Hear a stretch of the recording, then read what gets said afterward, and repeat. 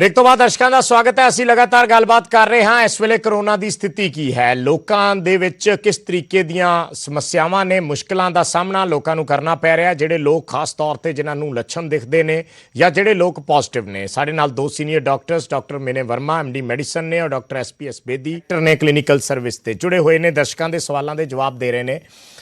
Doctor Bedi, मेरा सवाल एक निजी तौर पर थोनू ये है परसनली कि ज़्यादातर ये देखा गया है या जिन्ने लोग सानू भी फोन कॉल्स करते हैं, करोना किसी नू हो गया, चलो एक एक, एक प्रॉब्लम है, पर लोगों के विच डर बहुत है, खौफ बहुत है इस चीज़ नू लैके। और मैनू लगता है भी ज़्यादा क्योंकि तुसी उन्हां चीज़ां नाल दो चार हुन्ने हो, बावास्ता हुन्ने हो रोज़, लोग बजाए बीमारी दे डर नाल ज़्यादा जिहड़े कमज़ोर पै रहे ने। देखो कोरोना दे विच एक चीज़ बड़ी क्लीयर है कि 100 ਦੇ ਵਿੱਚੋਂ 90 ਨੂੰ ਤਾਂ ਬਿਲਕੁਲ ਹੀ ਕੁਝ ਨਹੀਂ ਹੋਣਾ ਜੀ। ਜੇ 100 ਬੰਦੇ ਨੂੰ ਕੋਰੋਨਾ ਹੁੰਦਾ ਹੈ, 90 ਨੂੰ ਤਾਂ ਬਿਲਕੁਲ ਕੁਝ ਹੋਣਾ ਹੀ ਨਹੀਂ। ਠੀਕ ਹੈ। ਔਰ 100 ਚੋਂ 3 ਜਾਂ 4 ਬੰਦੇ ਐਸੇ ਹੋਣਗੇ ਜਿਨ੍ਹਾਂ ਨੂੰ ਆਕਸੀਜਨ ਦੀ ਲੋੜ ਪਏਗੀ ਜਾਂ ਹਸਪਤਾਲ 'ਚ ਭਰਤੀ ਹੋਣ ਦੀ ਲੋੜ ਪਏਗੀ। ਠੀਕ ਹੈ। ਔਰ 100 ਚੋਂ ਇੱਕ ਬੰਦਾ ਐਸਾ ਹੈ ਜਿਹਨੂੰ ਆਈਸੀਯੂ ਦੀ ਲੋੜ ਪਏਗੀ। ਠੀਕ ਹੈ। 100 ਚੋਂ 1 ਜਾਂ 2। ਸੋ ਇਸ ਕਰਕੇ ਡਰਨ ਦੀ ਤਾਂ ਲੋੜ ਹੀ ਨਹੀਂ, ਕਿਉਂਕਿ 100 ਚੋਂ ਉਸ ਹਿਸਾਬ ਨਾਲ 95-96 ਨੂੰ ਤਾਂ ਕੁਝ ਹੋਣਾ ਹੀ ਨਹੀਂ। ਠੀਕ ਹੈ। They will not get very sick, ਹੈ ਨਾ, ਬਹੁਤ ਜ਼ਿਆਦਾ ਬਿਮਾਰ ਹੋਣੇ ਨਹੀਂ। ਪੈਨਿਕ ਬਹੁਤ ਹੋ ਰਿਹਾ ਲੋਕਾਂ ਦੇ ਵਿੱਚ, ਇਸੇ ਕਰਕੇ ਮੈਂ ਤੁਹਾਨੂੰ ਇਹ ਸਵਾਲ ਪੁੱਛਿਆ। ਲੁਧਿਆਣੇ ਤੋਂ ਇੱਕ ਕਾਲਰ ਜੁੜੇ ਨੇ ਡਾਕਟਰ ਸਾਹਿਬ ਸੁਰਭੀ ਨੇ ਜੀ। ਸੁਰਭੀ, ਕੀ ਪੁੱਛਣਾ ਚਾਹ ਰਹੇ ਹੋ? हाँ जी सर, मैं ये पूछना सी कि जे किसी दी 8 हफ्ते तो ज़्यादा कोविशील्ड वैक्सीन लगाए नू हो गया है और सेकंड डोज नहीं लेती, तो कोई नुकसान हो सकता है? डॉक्टर साहब, अगर सवाल सुन गया तो जवाब दे सकते हो। इस चीज़ का कोई नुकसान तो नहीं हो सकता जी। इस चीज़ का कोई नुकसान नहीं हो सकता। 9वें हफ्ते दे विच लगवा ले तो ऊपर टप गया तां भी सेकंड डोज लवा लो। Okay sir. सो जी डॉक्टर वर्मा, जी आप गल कर रहे हैं पैनिक जड़ा है लोगों के विच, क्योंकि उसका एक मैसेज देने की बड़ी जरूरत है। तुसी जी गल कहने हो, लोग उसनू सुनते भी है, फॉलो भी करते हैं, मानते भी है। असी तो एक जरिया है सिर्फ उस गल नू पब्लिक तक पहुँचाने का। सो पैनिक इस वेले माहौल बहुत ज़्यादा हो गया है, जिवें डॉक्टर बेदी दस रहे हैं कि 100 दे विचों 90 नू तो कुछ होना ही नहीं। एक अद्धा पेशेंट है जिहदी हालत क्रिटिकल होनी है, जिन्हें वेंटीलेटर तक जाना है, फिर इन्ना पैनिक फैलाने की जरूरत नहीं है। ऐसा है कि जो पैनिक है ज़्यादा व्हाट्सएप पे जो मैसेजेस लोग करते हैं उससे से फैलता है। जी जी जी जी। लोग मैसेज देखते हैं कि जैसे कि कोई देखता है लाशें जल रही हैं, अस्पताल के बाहर लाइनें लगी हैं, लोगों को ऑक्सीजन नहीं मिल रही, दवाइयां नहीं मिल रही, अस्पताल में बेड्स नहीं मिल रहे, तो ये सब इसकी वजह से पैनिक होता है। बहुत से लोग क्या कर रहे हैं कि अपने आप से घरों में ऑक्सीजन के सिलेंडर स्टॉक कर रहे हैं, जिसकी वजह से चाहे उनको पता है ऑक्सीजन इस्तेमाल कैसे करनी है नहीं करनी, लेकिन वो होर्डिंग कर रहे हैं।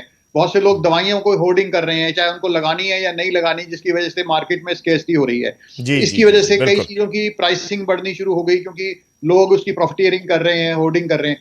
इस पूरे माहौल में मतलब एक तरह का, जैसे कि आपने देखा होगा जब युद्ध भी कभी छुटता है तो उसके हिसाब से भी ऐसी हालात हो जाते हैं कि लोगों में दहशत हो जाती है। वही दहशत फैल रही है। इसमें सरकार को भी आगे आना चाहिए कि जिस तरह से इस तरह के व्हाट्सएप मैसेजेस को या इस तरह की जो न्यूज को थोड़ा सा कंट्रोल करना चाहिए, सेंसर करना चाहिए। जब हम फेसबुक को सेंसर कर सकते हैं, व्हाट्सएप को सेंसर कर सकते हैं, तो इसमें भी हमें करना चाहिए, क्योंकि अननेसेसरी लोगों को गलत इंफॉर्मेशन जा रही है।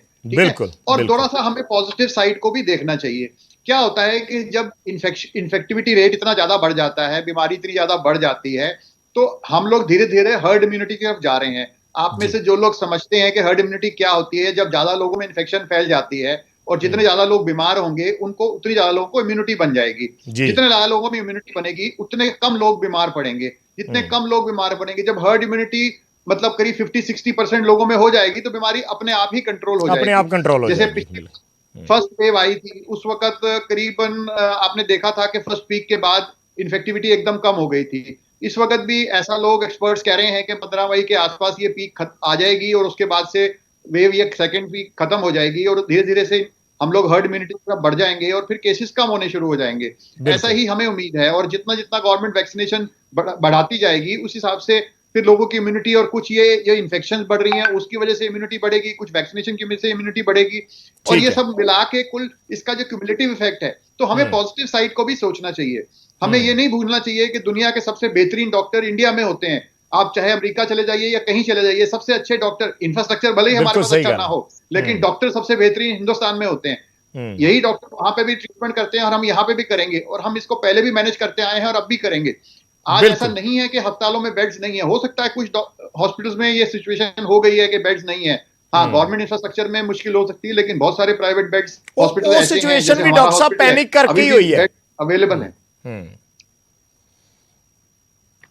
ਇੱਕ ਕਾਲਰ ਜੁੜੇ ਨੇ ਹੋਰ ਸਾਡੇ ਨਾਲ। ਹਾਂਜੀ, ਕਿੱਥੋਂ ਬੋਲ ਰਹੇ ਹੋ ਔਰ ਕੀ ਸਵਾਲ ਹੈ ਜੀ ਤੁਹਾਡਾ? से बोलता हूँ जी, दिल्ली तो। ਹਾਂਜੀ ਹਾਂਜੀ ਹਾਂਜੀ ਦੱਸੋ मैं ਜੀ। ये कह रहा मैं जो डॉक्टर बेदी साहब बोल रहे हैं, लोगों को हौसले च रहना चाहिए।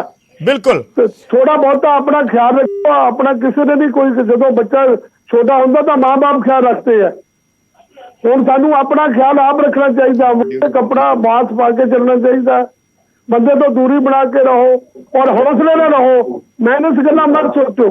ਬਿਲਕੁਲ ਉਹੀ ਗੱਲ ਕਰ ਰਹੇ ਹਾਂ ਜੀ ਅਸੀਂ। ਬੇਸਿਕਲੀ ਪੋਜ਼ਿਟਿਵਿਟੀ ਜਿਹੜੀ ਹੈ ਉਹ ਬੜੀ ਜ਼ਰੂਰੀ ਹੈ, ਔਰ ਪੋਜ਼ਿਟਿਵ ਥਿੰਕਿੰਗ ਦੇ ਨਾਲ ਹੀ ਇਸ ਜਿਹੜੀ ਮਹਾਮਾਰੀ ਨੂੰ ਜਾਂ ਇਸ ਬਿਮਾਰੀ ਨੂੰ ਮਾਤ ਦਿੱਤੀ। ਦਿੱਲੀ 'ਚ 24 ਘੰਟੇ ਉਹ ਟੀਵੀ ਤੇ ਹਾਲ ਦਿਖਾਈ ਜਾਂਦੇ ਆ, ਉਹ ਮਰ ਗਿਆ, ਉਹ ਮਰ ਗਿਆ, ਕਿੰਨਾ ਮਰ ਗਿਆ। ਇਹ ਨਹੀਂ ਕਹਿੰਦੇ ਜੰਮਿਆ ਕਿੰਨਾ, ਜੰਮਿਆ ਵੀ ਤਾਂ ਦੱਸੋ। ਜੀ ਜੀ ਜੀ, ਕਿਉਂਕਿ ਲੋਕਾਂ ਨੂੰ ਪੈਨਿਕ ਹੋ ਰਹੀ ਆ, ਲੋਕ ਛੋਟੇ ਘਰਾਂ 'ਚ ਬੰਦ ਪਏ ਆ। ਜੀ ਜੀ ਜੀ ਜੀ, ਧੰਨਵਾਦ ਆਪਣੀ ਗੱਲ ਰੱਖਣ ਲਈ, ਜੁੜਨ ਲਈ ਸਾਡੇ ਨਾਲ ਜੀ। ਲੁਧਿਆਣਾ ਤੋਂ ਇੱਕ ਹੋਰ ਕਾਲਰ ਜੁੜੇ ਨੇ। ਹਾਂਜੀ, ਕੀ ਸਵਾਲ ਹੈ ਤੁਹਾਡਾ? ਕੁਝ ਪੁੱਛਣਾ ਚਾਹ ਰਹੇ ਹੋ? ਹੈਲੋ, ਹਾਂਜੀ ਹਾਂਜੀ ਬੱਬੂ ਜੀ ਦੱਸੋ। ਹਾਂਜੀ ਸਰ, ਸਤਿ ਸ੍ਰੀ ਅਕਾਲ ਜੀ। ਹਾਂਜੀ ਹਾਂਜੀ ਹਾਂਜੀ, ਆਪਣੀ ਗੱਲ ਕਹਿ ਸਕਦੇ ਹੋ ਤੁਸੀਂ। ਸਰ ਜੀ, ਮੈਂ ਡਾਕਟਰ ਸਾਹਿਬ ਤੋਂ ਪੁੱਛਣਾ ਚਾਹੁੰਦਾ ਵੀ ਜਿਹੜੇ ਸ਼ੂਗਰ ਦੇ ਜਾਂ ਜਿਹੜੇ ਹਾਰਟ ਦੇ ਮਰੀਜ਼ ਆ, ਇਹਨਾਂ ਨੂੰ ਵੈਕਸੀਨ ਯਾਨੀ ਕਿ ਸੈੱਟ ਹੈ ਜੀ? ਬਿਲਕੁਲ ਬੱਬੂ ਜੀ, ਪਹਿਲਾਂ ਵੀ ਡਾਕਟਰ ਸਾਹਿਬ ਦੇ ਚੁੱਕੇ ਨੇ ਜਵਾਬ। ਕਈ ਕਾਲਰ ਜੁੜੇ ਸੀ ਪਹਿਲਾਂ, ਉਹਨਾਂ ਨੇ ਵੀ ਇਹੀ ਸਵਾਲ ਪੁੱਛਿਆ ਸੀਗਾ ਕਿ ਜਿਹੜੇ ਹਾਰਟ ਦੇ ਪੇਸ਼ੈਂਟ ਨੇ ਜਾਂ ਜਿਹੜੇ ਡਾਇਬੀਟਿਕ ਨੇ, ਉਹਨਾਂ ਨੂੰ ਕੋਈ ਇਸ ਤੋਂ ਦਿੱਕਤ ਨਹੀਂ ਹੈ। ਡਾਕਟਰ ਸਾਹਿਬ ਇੱਕ ਵਾਰੀ ਫੇਰ ਇਹਨਾਂ ਨੂੰ ਥੋੜਾ ਜਿਹਾ ਕਲੀਅਰ ਕਰ ਦਿਓ। ਲੁਧਿਆਣਾ ਤੋਂ ਕਾਲਰ ਜੁੜੇ ਨੇ ਡਾਕਟਰ ਬੇਦੀ। ਤੁਹਾਨੂੰ ਜ਼ਰੂਰ ਲਗਵਾਉਣੀ ਚਾਹੀਦੀ ਜੀ, ਸਾਰੇ ਡਾਇਬਟਿਕਸ ਨੂੰ, ਸਾਰੇ ਹਾਰਟ ਪੇਸ਼ੈਂਟ, ਸਾਰੇ ਬੀਪੀ ਵਾਲੇ ਪੇਸ਼ੈਂਟ ਨੂੰ ਜ਼ਰੂਰ ਲਗਵਾਉਣੀ ਚਾਹੀਦੀ ਵੈਕਸੀਨ। ਜੀ ਸਰ, ਜੀ ਸਰ, ਥੈਂਕ ਯੂ ਸਰ ਜੀ। ਜੀ ਜੀ, ਪੰਚਕੂਲਾ ਤੋਂ ਜੁੜੇ ਨੇ ਇੱਕ ਕਾਲਰ ਸਾਡੇ ਨਾਲ, ਸਰੋਜ ਜੀ। ਹਾਂਜੀ ਸਰੋਜ ਜੀ, ਕੀ ਪੁੱਛਣਾ ਚਾਹ ਰਹੇ ਹੋ?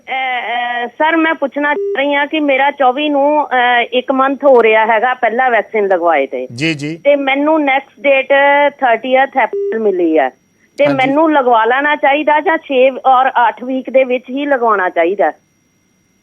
ਡਾਕਟਰ ਸਾਹਿਬ 8 ਵੀਕ ਦੇ ਬਾਅਦ ਲਗਵਾਓ ਜੀ, 8 ਵੀਕ ਤੇ ਲਗਵਾਓ। ਹਾਂਜੀ, ਜਿੰਨਾ ਲੇਟ ਹੋਵੇ ਉਨਾ ਬੈਨੀਫਿਟ ਹੋਏਗਾ। ਜਿੰਨਾ ਲੇਟ ਲਗਵਾਵਾਂਗੇ ਉਨਾ ਹੀ ਬੈਨੀਫਿਟ ਹੋਏਗਾ। ਹਾਂਜੀ, ਠੀਕ ਹੈ। ਇਹ ਵੀ ਕਹਿ ਰਹੇ ਨੇ ਕਿ 8 ਵੀਕ ਜਾਂ 12 ਵੀਕ ਤੱਕ ਵੀ ਜਾ ਸਕਦੇ ਹੋ, ਪਰ ਤੁਸੀਂ 8 ਵੀਕ ਤੇ ਲਗਵਾਓ। 8 ਵੀਕ ਤੇ ਪਹਿਲੀ ਮਈ ਦੇ ਬਾਅਦ ਵੈਕਸੀਨ ਆਰਾਮ ਨਾਲ ਅਵੇਲੇਬਲ ਹੋ ਜਾਏਗੀ, ਤੁਸੀਂ ਮਈ ਦੇ ਵਿੱਚ ਲਗਵਾਓ ਵੈਕਸੀਨ। ਠੀਕ ਹੈ ਜੀ, ਠੀਕ ਹੈ, ਥੈਂਕ ਯੂ ਸਰ। ਅੱਛਾ ਡਾਕਟਰ ਸਾਹਿਬ, ਮੈਂ ਤੁਹਾਡੇ ਤੋਂ ਇਹ ਵੀ ਸਵਾਲ ਇਸ ਤੇ ਪੁੱਛਣਾ ਚਾਹੁੰਦਾ ਵੈਕਸੀਨ ਨੂੰ ਲੈ ਕੇ, ਕਿਉਂਕਿ ਇਹਦਾ ਜਿਵੇਂ ਬਹੁਤ ਲੋਕਾਂ ਨੇ ਸਾਨੂੰ, ਈਵਨ ਸਾਡੇ ਦਫ਼ਤਰ ਦੇ ਵਿੱਚ ਵੀ ਸਟਾਫ ਨੇ ਇਹ ਸਵਾਲ ਪੁੱਛਿਆ, ਕਈ ਸਾਡੇ ਕੋਲੀਗ ਸੀ ਕਿ ਇਹਦਾ ਅਸਰ ਕਿੰਨੀ ਦੇਰ ਤੱਕ ਹੈ। ਜੇ ਅੱਜ ਵੈਕਸੀਨ ਲਗਵਾ ਲਈ, ਫੋਰ ਐਗਜ਼ਾਮਪਲ ਦੋਨੋਂ ਡੋਜ਼ ਲੱਗ ਗਈਆਂ, ਤਾਂ ਤੁਸੀਂ ਕਿੰਨੀ ਦੇਰ ਤੱਕ ਇਸ ਦਾ ਅਸਰ ਰਹੇਗਾ, ਉਸ ਤੋਂ ਬਾਅਦ ਦੁਬਾਰਾ ਲਗਵਾਉਣੀ ਪਏਗੀ? ਸਰ, ਇਹਦੇ ਬਾਰੇ ਹਲੇ ਤੱਕ ਨਾ ਇੰਨੀ ਸਟੱਡੀਜ਼ ਨਹੀਂ ਹੋਈਆਂ, ਕਿਉਂਕਿ ਇਹ ਬਿਮਾਰੀ ਵੀ ਨਈ ਹੈ, ਇਹ ਵੈਕਸੀਨ ਵੀ ਨਈ ਹੈ, ਤੇ ਇਹਦੇ ਬਾਰੇ ਹਲੇ ਲੌਂਗ ਟਰਮ ਸਟੱਡੀਜ਼ ਹੋਈਆਂ ਨਹੀਂ। ਲੇਕਿਨ ਐਸਾ ਐਸਟੀਮੇਟ ਹੈ ਕਿ ਇਹਦਾ ਜਿਹੜਾ ਹੈ 6 to 8 ਮੰਥਸ ਤੱਕ ਤਾਂ ਹਲੇ ਰਹੇਗਾ ਡੈਫੀਨੇਟਲੀ, ਕਿਉਂਕਿ ਲੌਂਗ ਟਰਮ ਸਟੱਡੀ, ਕਿਉਂਕਿ ਵੈਕਸੀਨ ਹੁਣੇ ਲੱਗਣੀ ਸ਼ੁਰੂ ਹੋਈ ਹੈ ਪਿਛਲੇ 4-6 ਮਹੀਨੇ ਪਹਿਲਾਂ ਹੀ, ਤੇ ਇਹਦੇ ਲੌਂਗ ਟਰਮ ਸਟੱਡੀਜ਼ ਹਲੇ ਅਵੇਲੇਬਲ ਨਹੀਂ ਹੈ। ਲੇਕਿਨ ਹੋ ਸਕਦਾ ਹੈ ਕਿ ਸਾਲ ਦੇ ਬਾਅਦ ਇਹਦਾ ਬੂਸਟਰ ਡੋਜ਼ ਲੈਣਾ ਪਵੇ। ਓਕੇ ਓਕੇ, ਲੇਕਿਨ ਡੈਫੀਨੇਟਲੀ ਇਹਦਾ 6 months to 9 months ਐਕਸਪੈਕਟ ਰਹਿ ਸਕਦਾ ਹੈ। ਠੀਕ ਹੈ। ਮੋਹਾਲੀ ਤੋਂ ਇੱਕ ਕਾਲਰ ਜੁੜੇ ਨੇ, ਜਰਨੈਲ ਸਿੰਘ ਜੀ। ਜਰਨੈਲ ਜੀ, ਕੀ ਕਹਿਣਾ ਚਾਹ ਰਹੇ ਹੋ? ਮੈਂ ਸਾਰੇ ਪੁੱਛਦਾ ਵੀ ਮੇਰੇ ਵਿੱਚ ਖੂਨ ਘੱਟ ਹੈ, ਆਪਣੇ 7 ਗ੍ਰਾਮ ਖੂਨ ਹੈ, ਮੈਂ ਲਵਾ ਸਕਦਾ ਇਹ ਵੈਕਸੀਨ? ਹਾਂਜੀ, ਖੂਨ ਘੱਟ ਹੋਣ ਨਾਲ ਵੈਕਸੀਨ ਲਗਵਾਉਣ ਦਾ ਕੋਈ ਫਰਕ ਨਹੀਂ ਪੈਂਦਾ। ਤੁਸੀਂ ਖੂਨ ਦੇ ਵਾਸਤੇ ਵੀ ਦਵਾਈ ਖਾਂਦੇ ਰਹੋ ਔਰ ਵੈਕਸੀਨ ਵੀ ਜ਼ਰੂਰ ਲਗਵਾਓ। ਖੂਨ ਘੱਟ ਹੈ ਮੇਰੇ ਵਿੱਚ, ਜਮਾਂ ਹੀ 7 ਗ੍ਰਾਮ ਹੈ ਜੀ। ਕੋਈ ਗੱਲ ਨਹੀਂ ਜੀ, ਤੁਸੀਂ ਲਗਵਾਓ ਵੈਕਸੀਨ, ਉਹਦੀ ਆਪਣੀ ਮੈਡੀਸਨ ਲੈਂਦੇ ਰਹੋ ਜਿਵੇਂ ਡਾਕਟਰ ਸਾਹਿਬ ਦੱਸ ਰਹੇ ਆ। ਸਿਰਫ ਜਿਨ੍ਹਾਂ ਲੋਕਾਂ ਨੂੰ ਕਿਸੇ ਡਰੱਗ ਦੀ ਐਲਰਜੀ ਹੈ, ਕਿਸੇ ਵੀ ਦਵਾਈ ਦੀ ਐਲਰਜੀ ਹੈ, ਉਹਨਾਂ ਨੂੰ ਵੈਕਸੀਨ ਲਗਵਾਉਣ ਤੋਂ ਪਹਿਲਾਂ ਸੋਚਣਾ ਚਾਹੀਦਾ ਹੈ ਕਿ ਵੀ ਕਿਸੇ ਨੂੰ ਕਈ ਵਾਰ ਕੋਈ ਡਰੱਗ ਦੀ ਐਲਰਜੀ ਹੁੰਦੀ ਹੈ, ਉਹਨਾਂ ਨੂੰ ਵੈਕਸੀਨ ਲਗਵਾਉਂਦੇ ਟਾਈਮ ਹੈਸੀਟੇਟ ਕਰਨਾ ਚਾਹੀਦਾ। ਬਸ ਬਾਕੀ ਸਾਰਿਆਂ ਨੂੰ ਵੈਕਸੀਨ ਲੈਣ 'ਚ ਕੋਈ ਪ੍ਰੋਬਲਮ ਨਹੀਂ ਹੈ। ਬਹੁਤ ਸਾਰੇ ਲੋਕਾਂ ਨੂੰ ਡਾਕਟਰ ਵਰਮਾ ਤੁਹਾਡੇ ਤੋਂ ਹੀ ਮੈਂ ਜ਼ਰੂਰ ਜਾਨਣਾ ਚਾਹੂੰਗਾ, ਬਹੁਤ ਸਾਰੇ ਲੋਕਾਂ ਨੂੰ ਵੈਕਸੀਨੇਸ਼ਨ ਨੂੰ ਲੈ ਕੇ ਬਹੁਤ ਕਨਫਿਊਜ਼ਨਸ ਨੇ। ਜਿਵੇਂ ਆਪਣੇ ਕੋਲ ਹੁਣ ਜ਼ਿਆਦਾ ਜਿਹੜੇ ਕਾਲਰਸ ਵੀ ਆ ਰਹੇ ਨੇ, ਬਹੁਤ 1 ਜਾਂ 2 ਕਾਲਰ ਹੋਣਗੇ ਜਿਨ੍ਹਾਂ ਨੇ ਪੁੱਛਿਆ ਕਿ ਸਿੰਪਟਮਸ ਕੀ ਨੇ ਕਰੋਨਾ ਦੇ। ਜ਼ਿਆਦਾ ਸਵਾਲ ਜਿਹੜੇ ਨੇ ਉਹ ਇਸ ਵੇਲੇ ਵੈਕਸੀਨੇਸ਼ਨ ਨੂੰ ਲੈ ਕੇ ਨੇ। ਇੱਕ ਚੀਜ਼ ਤੇ ਬੜੀ ਸਪਸ਼ਟ ਹੈ, ਇਹ ਜਿਹੜੀਆਂ ਫੋਨ ਕਾਲਸ ਨੇ ਇਹ ਇੱਕ ਚੀਜ਼ ਤੇ ਬੜੀ ਸਪਸ਼ਟ ਦੱਸਦੀਆਂ ਕਿ ਵੈਕਸੀਨ ਨੂੰ ਲੈ ਕੇ ਤੇ ਲੋਕ ਅਵੇਅਰ ਹੋਣ ਲੱਗ ਪਏ, ਔਰ ਜਾਂ ਕਹੀਏ ਦੂਜੇ ਸ਼ਬਦਾਂ ਦੇ ਵਿੱਚ ਕਿ ਇੱਕ ਚੀਜ਼ ਸਮਝ ਆ ਗਈ ਕਿ ਵੈਕਸੀਨ ਲਗਵਾਓਗੇ ਤਾਂ ਹੀ ਬਚਾਅ ਹੈ। ਜਿਹੜਾ ਸਭ ਤੋਂ ਵੱਡਾ ਸ਼ੀਲਡ ਹੈ ਇਸ ਦੀ ਕਰੋਨਾ ਦੀ, ਉਹ ਵੈਕਸੀਨ ਹੀ ਹੈ। ਸਰ ਮੈਂ ਤੁਹਾਨੂੰ 2-3 ਚੀਜ਼ਾਂ ਦੱਸਣਾ ਚਾਹੁੰਦਾ, ਤੁਹਾਡੇ ਥਰੂ ਸਾਰੇ ਦਰਸ਼ਕਾਂ ਨੂੰ 2-3 ਚੀਜ਼ਾਂ ਕਹਿਣਾ ਚਾਹੁੰਦਾ। ਸਭ ਤੋਂ ਪਹਿਲਾਂ ਕਿ ਇਸ ਬਿਮਾਰੀ ਦੀ ਕੋਈ ਕਲੀਅਰ ਕੱਟ ਦਵਾਈ ਨਹੀਂ ਹੈ, ਔਰ ਜਿਹੜੀ ਕਾਮਯਾਬ ਹੈ ਉਹ ਪਹਿਲੀ ਚੀਜ਼ ਤਾਂ ਹੈ ਵੈਕਸੀਨ। ਇਸ ਕਰਕੇ ਵੈਕਸੀਨ ਤਾਂ ਸਾਰਿਆਂ ਨੂੰ ਲਗਵਾਉਣੀ ਚਾਹੀਦੀ ਹੈ। ਮੈਂ ਸਾਰਿਆਂ ਨੂੰ ਹੱਥ ਜੋੜ ਕੇ ਬੇਨਤੀ ਕਰਦਾ, ਜਿਹੜੇ ਤੁਹਾਡਾ ਪ੍ਰੋਗਰਾਮ ਦੇਖ ਰਹੇ ਸੁਣ ਰਹੇ, ਕਿ ਜਿਹੜਾ ਹੋ ਸਕੇ, ਸ਼ੁਰੂ 'ਚ ਸਾਨੂੰ ਸਾਰਿਆਂ ਨੂੰ ਵੈਕਸੀਨ ਦੇ ਬਾਰੇ ਸਵਾਲ ਸੀਗੇ, ਸ਼ੱਕ ਸੀਗੇ। ਹੁਣ ਤੁਸੀਂ ਦੇਖੋ ਵੈਕਸੀਨ ਦੇ ਸਟੇਸ਼ਨਾਂ ਤੇ ਲਾਈਨਾਂ ਲੱਗੀਆਂ ਹੁਣ, ਠੀਕ ਹੈ। ਹੁਣ ਵੈਕਸੀਨ ਜਿਹੜੀ ਹੈ ਹੁਣ ਤੁਹਾਨੂੰ ਸਕੇਸਟੀ ਹੋ ਰਹੀ ਹੈ, ਮਿਲਣ 'ਚ ਵੀ ਪ੍ਰੋਬਲਮ ਹੋ ਰਹੀ ਹੈ। ਸਰਕਾਰ ਹੋਰ ਵੈਕਸੀਨ 4 ਵੈਕਸੀਨਾਂ ਇੰਪੋਰਟ ਵੀ ਕਰ ਰਹੀ ਹੈ, ਹੋਰ ਵੈਕਸੀਨਾਂ ਨੂੰ ਪਰਮਿਸ਼ਨਾਂ ਵੀ ਦੇ ਦਿੱਤੀਆਂ ਕਿ ਉਹ ਇੰਡੀਆ 'ਚ ਮੈਨੂਫੈਕਚਰ ਹੋ ਰਹੀਆਂ। ਤੇ ਹੁਣ ਸਾਰਿਆਂ ਨੂੰ ਵੈਕਸੀਨਾਂ ਲਗਵਾਉਣੀਆਂ ਹੈ, ਠੀਕ ਹੈ, ਪਹਿਲੀ ਚੀਜ਼। ਦੂਸਰੀ ਚੀਜ਼ ਹੈ ਮਾਸਕਿੰਗ। ਮਾਸਕਿੰਗ ਦੇ ਬਾਰੇ ਮੈਂ 2 ਚੀਜ਼ ਦੱਸਣਾ ਚਾਹੁੰਦਾ। ਲੋਕੀ ਪਹਿਲਾ ਬਾਤ ਤਾਂ ਮਾਸਕ ਲਗਾਉਂਦੇ ਨਹੀਂ, ਦੂਸਰੀ ਬਾਤ ਜਿਹੜਾ ਮਾਸਕ ਲਗਾਉਂਦੇ ਵੀ ਹੈ ਉਹ ਗਲਤ ਤਰੀਕੇ ਮਾਸਕ ਲਗਾਉਂਦੇ ਹੈ। ਤੁਸੀਂ ਦੇਖਿਆ ਕੋਈ ਕੱਪੜੇ ਦਾ ਮਾਸਕ ਲਗਾਉਂਦਾ, ਕੋਈ ਇਹ ਇਦਾਂ ਦਾ ਮਾਸਕ ਹੁੰਦਾ ਉਹ ਗਲੇ ਦੇ ਥੱਲੇ ਇੱਥੇ ਬੰਨ ਕੇ ਘੁੰਮ ਰਹੇ ਹੁੰਦੇ, ਤੁਸੀਂ ਦੇਖਿਆ ਹੋਣਾ। ਜੀ ਬਿਲਕੁਲ ਆਮ ਹੈ ਜੀ। ਤੀਸਰਾ ਮਾਸਕ ਲਗਾ ਨੱਕ ਦੇ ਥੱਲੇ ਮਾਸਕ ਲਗਾਉਂਦੇ ਇਦਾਂ, ਠੀਕ ਹੈ। ਇਹ ਸਾਰਾ ਕੁਝ ਗਲਤ ਹੈ, ਇਹਦਾ ਕੋਈ ਫਾਇਦਾ ਨਹੀਂ ਸਰ। ਅਸੀਂ ਨੱਕ ਤੋਂ ਸਾਹ ਲੈਂਦੇ, ਨੱਕ ਨੂੰ ਕਵਰ ਕਰਨਾ ਬਹੁਤ ਜ਼ਰੂਰੀ ਹੈ। ਠੀਕ ਹੈ। ਜੇ ਕਰੋਨਾ ਤੋਂ ਬਚਣਾ ਹੈ ਸਰ ਤਾਂ ਸਾਨੂੰ ਡਬਲ ਮਾਸਕਿੰਗ ਕਰਨੀ ਹੈ। ਇਹ ਜਿਹੜਾ ਵਾਇਰਸ ਨਵਾਂ ਆਇਆ ਹੈ ਇਹਦੇ ਵਾਸਤੇ ਡਬਲ ਮਾਸਕਿੰਗ ਕਰਨੀ ਹੈ। ਇਹ ਤੁਸੀਂ ਮਾਸਕ ਦੇਖ ਰਹੇ ਹੋ, ਇਹਨੂੰ ਸਰਜੀਕਲ 3 ਪਲਾਈ ਮਾਸਕ ਬੋਲਦੇ ਆ। ਜਿਹੜੇ ਤੁਹਾਡੇ ਦਰਸ਼ਕ ਵੀ ਦੇਖ ਰਹੇ ਨੇ, ਸਰਜੀਕਲ 3 ਪਲਾਈ ਮਾਸਕ ਬੋਲਦੇ ਆ। ਇਹ ਆਮ ਕੈਮਿਸਟ ਤੇ 5 ਰੁਪਏ 6 ਰੁਪਏ ਦਾ ਮਿਲ ਜਾਂਦਾ ਹੈ। ਇਹ ਵਾਲਾ ਮਾਸਕ ਥੱਲੇ ਲਗਾਉਣਾ ਹੈ, ਔਰ ਕੱਪੜੇ ਦਾ ਜਿਹੜਾ ਸੋ ਕਾਲਡ ਡਿਜ਼ਾਈਨਰ ਮਾਸਕ, ਜਿਹੜਾ ਆਮ ਲੋਕੀ ਰੰਗ ਬਿਰੰਗੇ ਮਾਸਕ ਪਾਈ ਫਿਰਦੇ ਆ, ਉਹ ਮਾਸਕ ਇਹਦੇ ਉੱਪਰ ਲਗਾਉਣਾ, ਇਹ ਥੱਲੇ ਲਗਾਉਣਾ, ਠੀਕ ਹੈ। ਇਹਦਾ ਵੀ ਸਰ ਇੱਕ ਸਾਈਡ ਉੱਪਰ ਹੁੰਦਾ, ਇੱਕ ਥੱਲੇ ਹੁੰਦਾ। ਜਿਹੜੀ ਇਹਦੇ ਅੰਦਰ ਇੱਕ ਸਟ੍ਰਿਪ ਹੁੰਦੀ ਹੈ, ਉਹ ਸਟ੍ਰਿਪ ਤੁਹਾਡੇ ਨੱਕ ਤੇ ਫੋਲਡ ਹੋ ਜਾਂਦੀ ਹੈ। ਤੁਸੀਂ ਇਹਨੂੰ ਐ ਮੋੜੋਗੇ ਤੇ ਤੁਹਾਡੇ ਨੱਕ ਤੇ ਇਹਦੀ ਜਗ੍ਹਾ ਬਣ ਜਾਏਗੀ, ਠੀਕ ਹੈ। ਇਹਨੂੰ ਪਾਉਣ ਦਾ ਇੱਕ ਤਰੀਕਾ ਹੁੰਦਾ ਹੈ। ਜਿਹੜੇ ਇਹ ਮਾਸਕ ਦੇ ਹੁੰਦੇ ਆ ਇਹ ਅੰਦਰ ਦੀ ਸਾਈਡ ਰਹਿਣਗੇ, ਕੰਨ ਵਾਲੇ ਪਾਸੇ ਦੇਖ ਰਹੇ ਹੋ। ਹਾਂਜੀ ਬਿਲਕੁਲ ਨਜ਼ਰ ਆ ਰਿਹਾ ਸਰ। ਹਾਂਜੀ, ਤੇ ਇਹ ਥੱਲੇ ਦੇ ਪਾਸੇ ਰਹੇਗਾ। ਇਹਨੂੰ ਤੁਸੀਂ ਇਧਰੋਂ ਫੋਲਡ ਕਰੋਗੇ, ਇੱਥੇ ਇਹ ਨੱਕ ਤੇ ਤੁਹਾਡਾ ਟਾਈਟ ਹੋ ਜਾਏਗਾ ਇਸ ਤਰ੍ਹਾਂ ਕਰਕੇ। ਇਹਨੂੰ ਅੰਦਰ ਪਾਣਾ, ਕੱਪੜੇ ਦਾ ਮਾਸਕ ਉੱਪਰ ਪਾਣਾ, ਨੱਕ ਤੁਹਾਡੀ ਕਵਰ ਰਹਿਣੀ ਚਾਹੀਦੀ। ਜੇ ਨੱਕ ਕਵਰ ਨਹੀਂ ਹੈ, ਇਹ ਥੱਲੇ ਇੱਥੇ ਹੈ ਜਾਂ ਇਹ ਇੱਥੇ ਹੈ, ਤੇ ਇੱਥੇ ਮਾਸਕ ਪਾਇਆ ਜਾਂ ਨਾ ਪਾਇਆ ਬਰਾਬਰ ਹੋ ਗਿਆ। ਮਾਸਕਿੰਗ ਜਿਹੜੀ ਹੈ ਬਹੁਤ ਕਾਮਯਾਬ ਹੈ। ਹੁਣ ਤੁਸੀਂ ਕਿਸੇ ਦੇ ਘਰ ਜਾਂਦੇ ਹੋ, ਬਾਜ਼ਾਰ ਜਾਂਦੇ ਹੋ, ਸਬਜ਼ੀ ਲੈਣ ਜਾਂਦੇ ਹੋ, ਕੁਰੀਅਰ ਵਾਲੇ ਕੋਲ ਜਾਂਦੇ ਹੋ, ਤੁਹਾਨੂੰ ਨਹੀਂ ਪਤਾ ਕਿ ਉਹ ਬੰਦੇ ਨੂੰ ਕਰੋਨਾ ਹੈ ਜਾਂ ਨਹੀਂ, ਕਿਉਂਕਿ 50% ਲੋਕ ਜਿਹੜੇ ਹੈ ਏਸਿम्प्टोमैटिक ਹੁੰਦੇ। ਏਸਿम्प्टोमैटिक ਮਤਲਬ ਹਲੇ ਉਹਨਾਂ ਨੂੰ ਸਿੰਪਟਮ ਆਏ ਨਹੀਂ, ਹੋ ਸਕਦਾ ਹੈ 2 ਦਿਨ ਬਾਅਦ ਆਣ, 3 ਦਿਨ ਬਾਅਦ। ਇੱਕ ਬੜਾ ਕਾਮਨ ਸਵਾਲ ਹੈ ਕਿ ਪੇਸ਼ੈਂਟ ਦੀ ਇਨਫੈਕਟੀਵਿਟੀ ਪੀਰੀਅਡ ਕਦ ਹੁੰਦੀ ਹੈ। ਇਨਫੈਕਟੀਵਿਟੀ ਪੀਰੀਅਡ ਤਾਂ ਸ਼ੁਰੂ ਹੁੰਦੀ ਹੈ ਜੇ ਬੁਖਾਰ ਆਉਣ ਤੋਂ 3 ਦਿਨ ਪਹਿਲਾਂ ਔਰ ਬੁਖਾਰ ਆਉਣ ਤੋਂ 10 ਦਿਨ ਬਾਅਦ ਤੱਕ, ਤਾਂ ਹੀ 14 ਡੇਜ਼ ਦਾ ਕੁਆਰੰਟਾਈਨ ਗਵਰਨਮੈਂਟ ਕਹਿੰਦੀ ਹੈ। ਜਿਸका ਮਤਲਬ ਇਹ ਹੈ ਕਿ ਹਲੇ 3 ਦਿਨ ਉਹਨੂੰ ਫੀਵਰ ਆਇਆ ਨਹੀਂ, ਤੇ ਉਹਨੂੰ ਵੀ ਨਹੀਂ ਪਤਾ ਵਿਚਾਰੇ ਨੂੰ ਕਿ ਮੈਨੂੰ ਕਰੋਨਾ ਹੈ ਜਾਂ ਨਹੀਂ ਹੈ। ਉਹ ਤਾਂ ਮਾਰਕੀਟ 'ਚ ਘੁੰਮ ਰਿਹਾ ਹੈ, ਤੇ ਤੁਸੀਂ ਵੀ ਸੋਚਦੇ ਮੇਰਾ ਦੋਸਤ ਹੈ, ਇਹਦੇ ਨਾਲ ਮੈਂ ਚਾਹ ਪੀ ਲੈਣਾ ਬਹਿ ਕੇ, ਤੇ ਫਿਰ ਤੁਸੀਂ ਤਾਂ ਮਾਸਕ ਪਾਇਆ ਨਹੀਂ, ਤੇ ਇਸ ਕਰਕੇ ਤੁਹਾਨੂੰ ਵੀ ਬਿਮਾਰੀ ਹੋਣ ਦਾ ਚਾਂਸ ਬਣ ਜਾਂਦਾ। ਤੇ ਤੁਸੀਂ ਬਿਲਕੁਲ ਜਿਹਦੇ ਨਾਲ ਵੀ ਮਿਲੋ, ਕਿਤੇ ਵੀ ਮਿਲੋ, ਕਿਸੇ ਪਾਰਕ 'ਚ ਮਿਲੋ ਜਾਂ ਕਿਸੇ ਘਰ ਜਾਓ, ਮਾਸਕ ਲਗਾ ਕੇ ਰੱਖੋ, ਡਬਲ ਮਾਸਕਿੰਗ ਕਰੋ, ਨੱਕ ਦੇ ਉੱਪਰ ਮਾਸਕ ਲਗਾਓ। ਤੁਹਾਡੇ ਵਾਸਤੇ ਸਭ ਤੋਂ ਸੇਫ ਚੀਜ਼ ਹੈ ਕਰਨ ਵਾਸਤੇ। ਦੂਸਰੀ ਚੀਜ਼ ਹੈ ਕਿ ਜੇ ਤੁਸੀਂ ਕਿਸੇ ਐਸੇ ਆਦਮੀ ਦੀ ਤਮਾਰਦਾਰੀ ਕਰ ਰਹੇ ਹੋ ਜਿਹਨੂੰ ਤੁਹਾਨੂੰ ਪਤਾ ਹੈ ਕਿ ਕਰੋਨਾ, ਜਿੱਦਾਂ ਤੁਹਾਡੇ ਘਰ 'ਚ ਕਿਸੇ ਨੂੰ ਰੱਬ ਨਾ ਕਰੇ ਕਰੋਨਾ ਹੋ ਗਿਆ ਹੈ, ਤੇ ਇਹ ਇੱਕ N95 ਮਾਸਕ ਹੁੰਦਾ ਹੈ। ਇਹਦੇ ਉੱਪਰ ਲਿਖਿਆ ਰਹਿੰਦਾ ਹੈ N95। ਇਹ ਮਾਰਕੀਟ 'ਚ 100 ਰੁਪਏ ਦਾ ਜਾਂ 80 ਰੁਪਏ ਦਾ ਮਿਲ ਜਾਂਦਾ ਹੈ। ਇਹ ਮਾਸਕ ਲਗਾਉਣ ਨਾਲ ਇਹ ਜ਼ਿਆਦਾ ਕੱਸ ਕੇ ਮੂੰਹ ਤੇ ਬੰਦ ਹੁੰਦਾ ਹੈ, ਇਹ ਥੋੜਾ ਅਨਕੰਫਰਟੇਬਲ ਹੁੰਦਾ ਪਾਉਂਦਾ। ਡਾਕਟਰ ਲੋਕ ਵਿਚਾਰੇ ਜਿਹੜੇ ਪੇਸ਼ੈਂਟ ਦੀ ਸੇਵਾ ਕਰਦੇ ਇਹੀ ਪਾਉਂਦੇ। ਇਹਦੇ ਨਾਲ ਤੁਹਾਡੀ ਜ਼ਿਆਦਾ ਸੇਫਟੀ ਹੁੰਦੀ ਹੈ, ਲੇਕਿਨ ਇਹ ਨਾਰਮਲ ਆਦਮੀ ਇਹਨੂੰ ਪਾਉਣ ਦੀ ਹਰ ਵਕਤ ਲੋੜ ਨਹੀਂ ਹੁੰਦੀ ਹੈ। ਲੇਕਿਨ ਅਗਰ ਤੁਹਾਡੇ ਘਰ 'ਚ ਕਿਸੇ ਨੂੰ ਕਰੋਨਾ ਹੈ, ਉਹਦੇ ਰੂਮ 'ਚ ਤੁਸੀਂ ਜਾਣਾ ਹੈ, ਉਹਨੂੰ ਖਾਣਾ ਦੇਣ ਜਾਣਾ ਜਾਂ ਉਹਨੂੰ ਮਿਲਣ ਜਾਣਾ, ਗੱਲ ਕਰਨ ਜਾਣਾ, ਫਿਰ ਤੁਸੀਂ ਇਹ ਵਾਲਾ ਮਾਸਕ ਯੂਜ਼ ਕਰੋ। ਮਾਸਕਿੰਗ ਔਰ ਵੈਕਸੀਨੇਸ਼ਨ, ਇਹ 2 ਚੀਜ਼ਾਂ ਆਪਾਂ ਕਰਾਂਗੇ ਤੇ ਇਹਦੇ ਨਾਲ ਅਸੀਂ ਵੀ can contribute in the national building, ਕਿ ਭਈ ਅਸੀਂ ਬਿਮਾਰੀ ਨੂੰ ਕੰਟਰੋਲ ਕਰਨ 'ਚ ਹੈਲਪ ਕਰ ਸਕਦੇ ਹਾਂ ਸਰਕਾਰ ਦੀ। ਬਿਲਕੁਲ, ਬਹੁਤ ਵਧੀਆ ਡਾਕਟਰ ਸਾਹਿਬ, ਬੜੇ ਅੱਛੇ ਤਰੀਕੇ ਨਾਲ ਤੁਸੀਂ ਸਮਝਾਇਆ। ਔਰ ਮੈਨੂੰ ਲੱਗਦਾ ਕਿ ਇਹ ਚੀਜ਼ ਜਿਹੜੀ ਹੈ ਇਹ ਦਰਸ਼ਕਾਂ ਦੇ ਵਿੱਚ ਜਾਣੀ ਔਰ ਸਮਝਣੀ ਬੇहद ਜ਼ਰੂਰੀ ਹੈ ਕਿ ਮਾਸਕਿੰਗ ਜਿਹੜੀ ਹੈ ਉਹ ਸਭ ਤੋਂ ਜ਼ਿਆਦਾ ਪਹਿਲੀ ਚੀਜ਼ ਜਿਹੜੀ ਤੁਸੀਂ ਕਰ ਸਕਦੇ ਹੋ। ਆਪਣੇ ਬਚਾਅ ਦੇ ਲਈ, ਆਪਣੇ ਦੂਸਰਿਆਂ ਦੇ, ਆਪਣੇ ਪਰਿਵਾਰਕ ਮੈਂਬਰਾਂ ਦੇ, ਹੋਰਾਂ ਦੇ ਬਚਾਅ ਦੇ ਲਈ। ਔਰ ਉਸ ਤੋਂ ਅੱਗੇ ਜਾ ਕੇ ਵੈਕਸੀਨ ਵੈਕਸੀਨ ਨੂੰ ਲੈ ਕੇ ਬਹੁਤ ਸਾਰੇ ਸਵਾਲ ਦਰਸ਼ਕ ਪੁੱਛ ਰਹੇ ਨੇ, ਉਹ ਵੈਕਸੀਨ ਸਭ ਤੋਂ ਜ਼ਿਆਦਾ ਜ਼ਰੂਰੀ ਹੈ। ਔਰ ਉਸ ਵੈਕਸੀਨ ਦੇ ਨਾਲ ਹੀ ਜਿਵੇਂ ਵੈਕਸੀਨੇਸ਼ਨ ਹੋਏਗੀ ਉਵੇਂ ਇਸ ਬਿਮਾਰੀ ਦਾ ਜਿਹੜਾ ਪ੍ਰਕੋਪ ਹੈ ਉਹ ਹੌਲੀ ਲੋਕਾਂ ਦੇ ਵਿੱਚ ਘਟਦਾ ਜਾਏਗਾ। ਜਿਵੇਂ ਹਰਡ ਇਮਿਊਨਿਟੀ ਦੀ ਡਾਕਟਰ ਸਾਹਿਬ ਗੱਲ ਕਰ ਰਹੇ ਸੀ ਕਿ ਹਰਡ ਇਮਿਊਨਿਟੀ ਜਦੋਂ ਬਿਲਡ ਹੋ ਜਾਂਦੀ ਹੈ ਫਿਰ ਇਹ ਬਿਮਾਰੀ ਦਾ ਪ੍ਰਕੋਪ ਜਿਹੜਾ ਹੈ ਉਹ ਆਪਣੇ ਆਪ ਘਟ ਜਾਏਗਾ। ਇੱਕ ਹੋਰ ਕਾਲਰ ਜੁੜੇ ਨੇ ਸਾਡੇ ਨਾਲ, ਗੱਲ ਕਰਨ ਦੀ ਕੋਸ਼ਿਸ਼ ਕਰਦੇ ਹਾਂ ਜੀ। ਕਿੱਥੋਂ ਬੋਲ ਰਹੇ ਹੋ ਤੁਸੀਂ ਔਰ ਕੀ ਪੁੱਛਣਾ ਚਾਹ ਰਹੇ ਹੋ? ਸਰ ਮੈਂ ਸ਼੍ਰੀ ਅਨੰਦਪੁਰ ਸਾਹਿਬ ਤੋਂ ਬੋਲਦਾ ਜੀ। ਹਾਂਜੀ ਸਰ ਮੈਂ ਇਹ ਪੁੱਛਣਾ ਵੀ ਜਿਹੜਾ ਮੰਨ ਲਓ ਜਿੱਦਾਂ ਆਪਾਂ ਰੁਮਾਲ ਬੰਨ੍ਹਣਾ ਜੀ, ਮਾਸਕ ਨਹੀਂ ਲਾਉਂਦੇ, ਜਿਹੜਾ ਅਸੀਂ ਰੁਮਾਲ ਬੰਨ੍ਹਣਾ ਦੀ ਕਿ ਰੁਮਾਲ ਦੇ ਵਿੱਚ ਜਿਹੜਾ ਵਾਇਰਸ ਹੈ ਜੀ ਉਹ ਆਪਣਾ ਰੁਕ ਸਕਦਾ ਜਾਂ ਸਾਨੂੰ ਮਾਸਕ ਹੀ ਲਾਉਣਾ ਚਾਹੀਦਾ ਜੀ? ਡਾਕਟਰ ਸਾਹਿਬ ਬਹੁਤ ਲੋਕ ਡਾਕਟਰ ਸਾਹਿਬ ਅੱਜ ਕੱਲ੍ਹ ਰੁਮਾਲ ਬੰਨ੍ਹ ਕੇ ਹੀ ਘੁੰਮਦੇ ਆ। ਡਾਕਟਰ ਬੇਦੀ ਤੁਹਾਡੇ ਤੋਂ ਹੀ ਮੈਂ ਜਾਨਣਾ ਚਾਹੂੰਗਾ।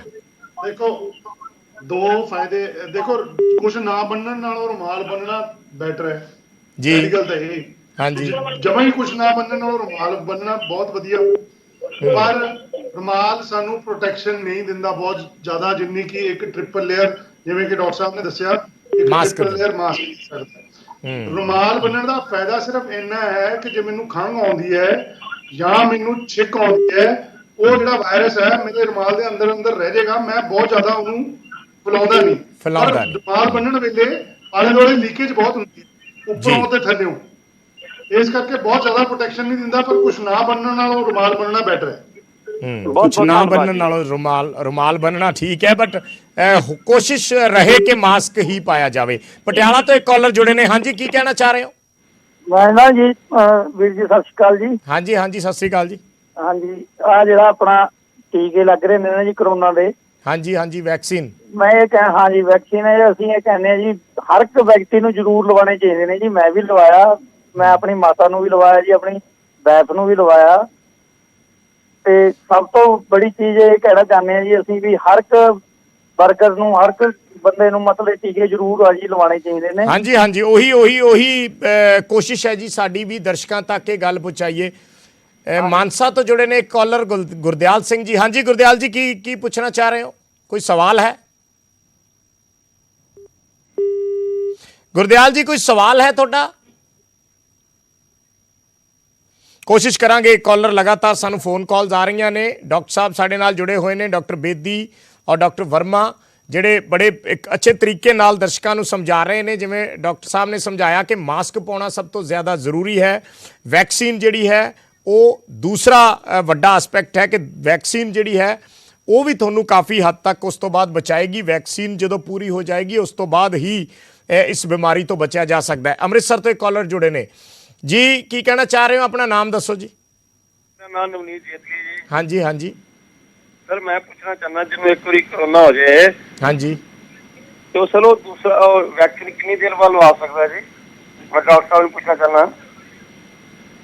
ਡਾਕਟਰ ਸਾਹਿਬ ਜੇ ਇੱਕ ਵਾਰੀ ਕਿਸੇ ਨੂੰ ਕਰੋਨਾ ਹੋ ਜਾਏ ਤਾਂ ਉਸ ਤੋਂ 28 ਦਿਨ ਬਾਅਦ ਤੁਸੀਂ ਆਪਣਾ ਵੈਕਸੀਨ ਲਵਾ ਸਕਦੇ ਹੋ। 28 ਦਿਨ ਬਾਅਦ ਜੀ? ਹਾਂਜੀ ਹਾਂ, 28 ਦਿਨ ਤੁਹਾਡੀ ਰਿਕਵਰੀ ਦਾ ਪੀਰੀਅਡ ਜਦੋਂ ਪੂਰਾ ਹੋ ਗਿਆ ਉਸ ਤੋਂ 28 ਦਿਨ ਬਾਅਦ। ਜੋ ਰਿਪੋਰਟ ਨੈਗੇਟਿਵ ਆਈ ਉਸ ਤੋਂ 28 ਦਿਨ ਬਾਅਦ ਡਾਕਟਰ ਸਾਹਿਬ? ਜਦੋਂ ਪੀਰੀਅਡ ਪੂਰਾ ਹੋ ਗਿਆ, ਪੀਰੀਅਡ ਪੂਰਾ ਹੁੰਦਾ ਮਤਲਬ ਉਹੀ ਹੈ ਜੀ ਰਿਪੋਰਟ ਨੈਗੇਟਿਵ ਆ ਜਾਏ ਜਦੋਂ। ਅੱਛਾ, ਉਸ ਤੋਂ 28 ਦਿਨ ਬਾਅਦ ਲਵਾ ਸਕਦੇ? ਹਾਂਜੀ ਪੀਰੀਅਡ ਆਲਮੋਸਟ 14-16 ਦਿਨਾਂ ਦਾ ਹੁੰਦਾ ਹੈ। ਅੰਮ੍ਰਿਤਸਰ ਤੋਂ ਜੁੜੇ ਨੇ ਇੱਕ ਕਾਲਰ ਸਾਡੇ ਨਾਲ ਜੀ। ਆਪਣਾ ਨਾਮ ਦੱਸੋ, ਕੀ ਪੁੱਛਣਾ ਚਾਹ ਰਹੇ ਹੋ? ਜੀ ਮੇਰਾ ਨਾਮ ਸੁਨੀਤਾ ਹੈ, ਅੰਮ੍ਰਿਤਸਰ ਤੋਂ। ਹਾਂਜੀ ਸੁਨੀਤਾ ਜੀ ਦੱਸੋ।